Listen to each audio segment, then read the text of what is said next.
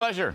My pal, talking about this whole story. Brian Kilmeade, co-host of Fox and Friends, host of One Nation, host of the Brian Kilmeade radio show. Hello, Brian. Great to see you, Larry. Thank you for coming on. Just a word on Bideneomics. I asked Bill Hemmer this morning, we did a little gig on the Jobs Report, if he could define Bideneomics. Not even Hemmer, who's a good communicator, could do it. You're a terrific communicator. Can you define Bideneomics? Well, I don't think he could. The Wall Street Journal took a shot at him by writing it, and then he said, let's embrace it because our job numbers look so good. And upon further review, he keeps on talking about pre-pandemic job numbers and how much he added. Well, you told America to go home and stop working for the good and the future of the world, the planet. First time in a generation and a half. And we don't remember the last time. That was regional. Now with travel, it was a global pandemic. So as people came back to work naturally, didn't get rehired, he's taking credit for it, and he expects us to have short-term memory loss and not realize that. But when he talks about economic principles, you've been in more economic classes and sat through more seminars than I will ever do in 20 lifetimes. I understand that. But I've never heard the concept middle out or bottom up. Right. And when he brings up trickle down, you didn't bring up trickle down. Donald Trump didn't bring up trickle down. That's not necessarily his policy. That's a Ronald Reagan policy that we understood. It was very effective in some ways. Right. A derogatory description of supply-side tax cuts that creates incentives to work, save, and invest, and the Reagan boom. And that's Biden. And by the way, Biden, the phony that he is, actually voted for Ronald Reagan's second tax cut. I don't mean to interrupt. I'm just saying. Biden, as a senator in 1986, voted for Reagan's second tax cut, which brought the top rate down to 28%. Well, I know. And also, when it comes to crime, he's totally voting against what his policies are totally against what he supported his entire career. So having said that, when he says I sit around the table and he said Bidenomics is people having a job and talked about self-esteem, but that whole thing flies in the face of what he's doing because on average, the average family has lost $10,000 under his policies. And on average, people want to have a job. It's a minute of self-esteem. So why aren't more people going back to work? And number two is wages are going up, but not as it relates to inflation. So this is the big, there was a study done by Fox News, just did it. It says, does the economy right now affect how you feel and does it affect you? Only 6% said yes. That goes directly against his story that may or may not have happened when his dad sat around a kitchen table and said a job is more than just having a job, it's your sense of self-worth. 6% of people say, the economy affects me directly. What about the other 94%? So he's going to campaign on this, which is crazy because politicians are usually street smart. Why would they run on something they really can't, people aren't feeling? I agree. I don't think he can sell Bidenomics. I think that's number one. People know that. I've seen polls.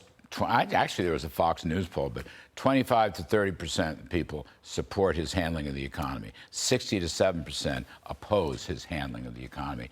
That's going to be very bad. Now, I want to switch gears a little bit, although it's the same economic subject, Brian Kilmeade. One guy out there campaigning hard on the economy and his past achievements is my former boss, Donald Trump. And I want to make this point with which you may or may not agree.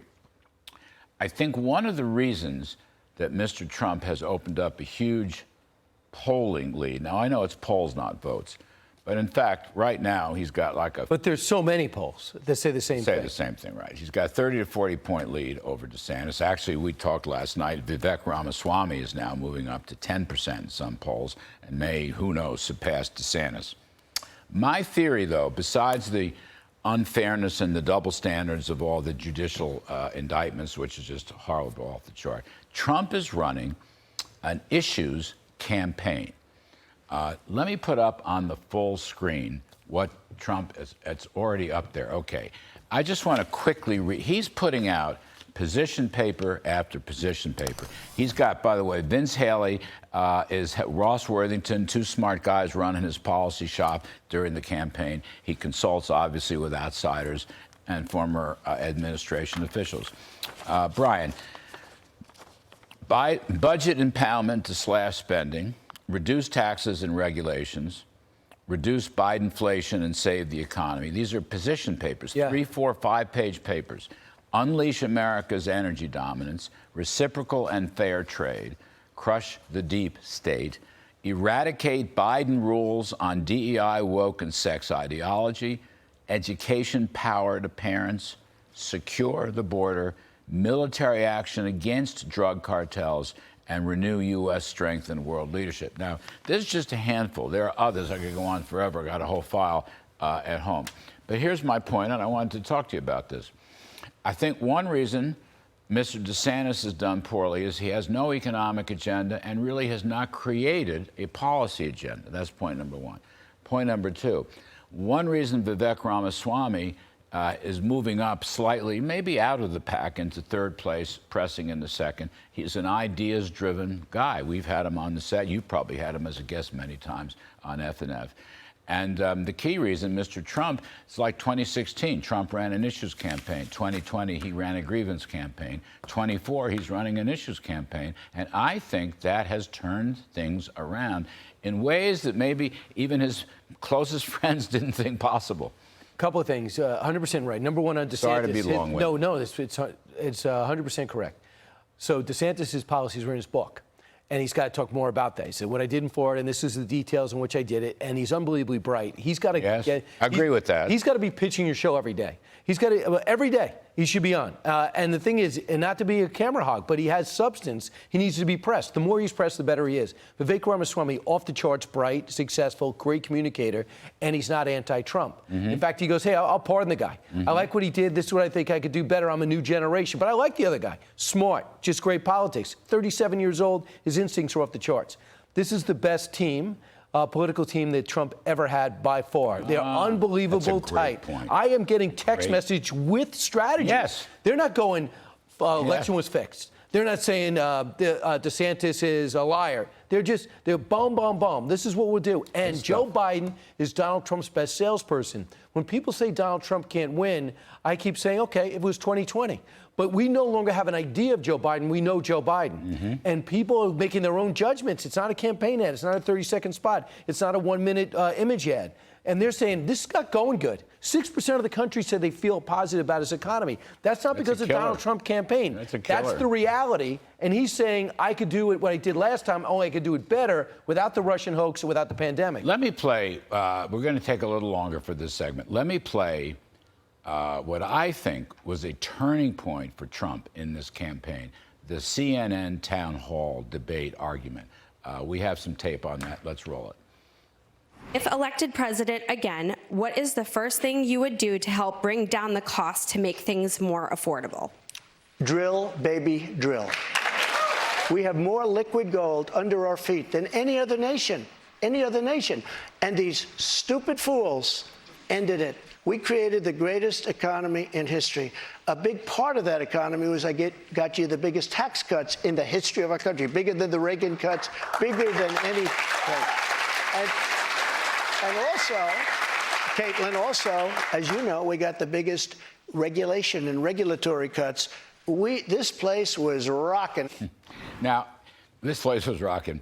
I'm arguing we will look back on that as a turning point because he presented himself as an economic growth and prosperity guy, as an issues guy. The woman, all she wanted to talk about was the 2020 election and January 6th. And he just got through that in an amazing way.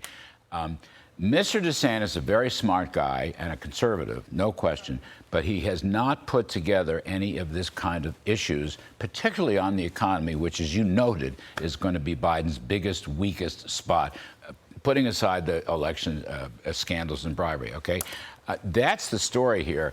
And I don't know. I think even go back to Trump's Bedminster speech, okay? He was arraigned in Miami under these charges over the documents, right? So he flies back to Bedminster, his home, and gives this incredible speech where he tries to rebut the charges, okay? But in that speech, Brian Kilmeade, he had a lot of economic and policy content. It was so beautifully crafted. And I think between the CNN thing and the Bedminster speech, It just, Right. I know others will say to me the Republicans are rallying around him because of the unfairness of the judicial charges. I agree with that, but I think this issue stuff is having a monumental impact on his numbers with a 40-point lead. Well, without the That's all indictments, I'm I think saying. he'd be at 70%. With the Republicans in the field, would be half as big. The other thing would be Caitlin Collins and CNN can't believe he got fair questions. They was blown away by those questions because they were just asking questions of a candidate. They wanted to hear, how could you do January 6th? Why don't you admit you lost the election? Number two is what DeSantis got to do. By the way, this is the big advantage for Trump. Nord Stream 1 and 2 are gone. We could be their #1 supplier of Europe to the pipeline that you told me about that was supposed to go through the French Alps. Yeah. We could be the natural gas supplier that is so Europe. true. Right. You remembered that. About it, the Iberian Peninsula, and the natural clean. gas pipeline. That's clean. what we wanted. It's not dirty against environmental. He's environmentally I love it that oriented. you remember that. Yeah, absolutely. And this is our opportunity. Nord Stream 1, Nord Stream 2 is gone. We could be Europe's hub, more money for everybody, and they could depend on us forever. And we're not going to up the rates exorbitantly. We just want a good customer and good allies. DeSantis should go to the oil fields in a blue jean shirt and show up and meet with the oil executives, and he'll really listen and understand. All right, good point. Well put.